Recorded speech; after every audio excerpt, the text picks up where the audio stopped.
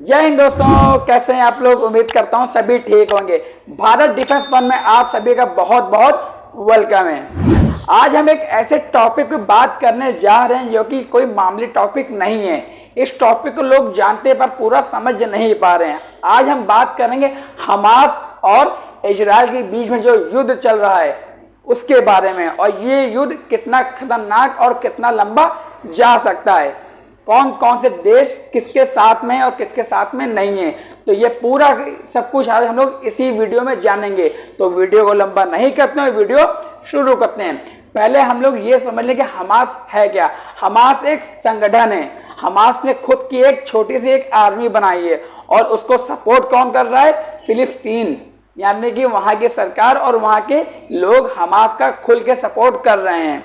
Hamas ने जब attack किया इजराइल के ऊपर तो इजराइल ने क्या कहा है? इजराइल ने बोला कि ये हमारे ऊपर एक आतंकी अटैक हुआ है, क्योंकि इजराइल हमास को एक आतंकी संगठन मानता है और दावा करता है कि हमास एक आतंकी संगठन है।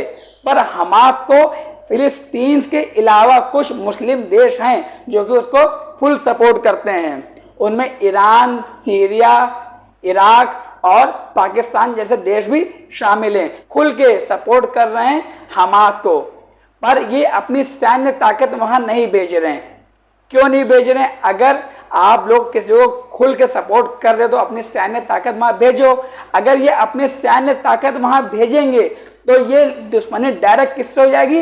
इजराइल से हो जाएगी। अभी लड़ाई किस में चल रही है? इजराइल और हमास में चल रही है। मान ली अगर पाकिस्तान अपने सैन्य सामान को लेके फिलिस्तीन जाता है, अपनी आर्मी डिप्लॉय करता है फिलिस्तीन में, तो ये लड़ाई किससे डायरेक्ट हो जाएगी?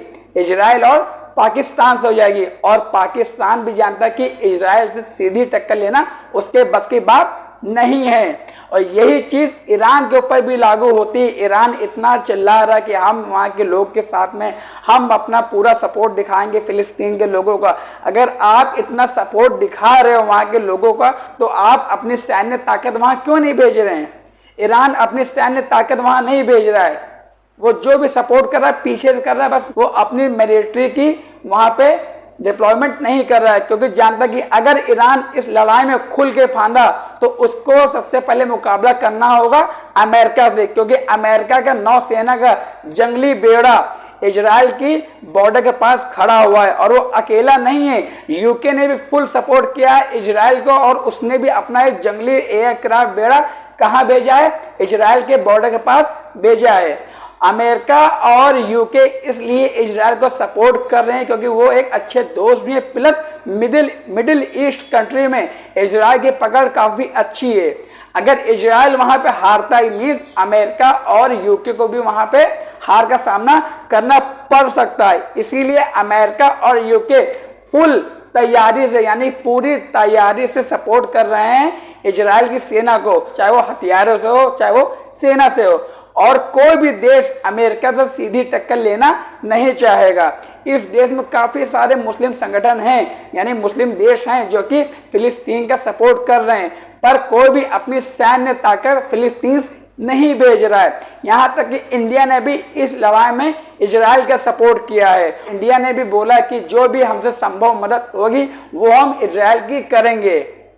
ये बात होगी। प्लस अब पाकिस्तान के साथ में इसमें एक और बड़ा कंट्री इस लड़ाई में फांदा है, वो है चाइना।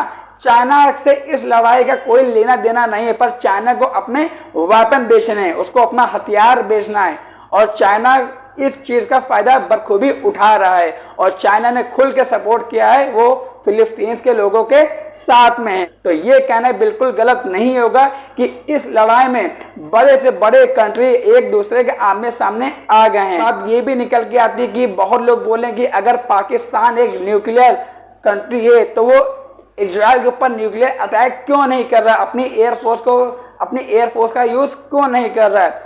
पर मैं ये भी बता दूं कि बहुत कम लोगों को मालूम होगा, ये एक रिपोर्ट के अनुसार इजराइल के पास भी उसके खुद के 50 से 55 न्यूक्लियर बम्स हैं। पर ये बात कभी भी इजराइल ने ओपन नहीं बोली, पर उसके पास ये बम्स हैं और इसी के चलते वो हमेशा ईरान और फिलिस्तीन और पाकिस्तान के ऊपर इजराइल हमेशा हावी रहता है, क्योंकि इजराइल के पास न्यूक्लियर बम भी है, प्लस उसकी जो मिलिट्री है वो काफ़ी ज़्यादा मजबूत और स्ट्रॉन्ग है। इसी के चलते हुए उसने कई बार फिलिस्तीन को हराया है और कोई भी देश इतने सालों में कभी भी खुल के इजराइल से लड़ नहीं पाया है, क्योंकि वो जानते हैं कि सीधी लड़ाई में वो इजराइल से कभी जीत नहीं पाएंगे। तो ये रहा आज का वीडियो इसी के ऊपर। उम्मीद करता हूँ कि आपको आज का वीडियो मेरा पसंद आया होगा। अगर वीडियो पसंद आया हो प्लीज़ मेरे चैनल को सब्सक्राइब करिएगा, वीडियो को लाइक कमेंट शेयर जरूर करिएगा। फिर मिलेंगे एक अगली नई वीडियो में, जब तक कि जय हिंद जय भारत।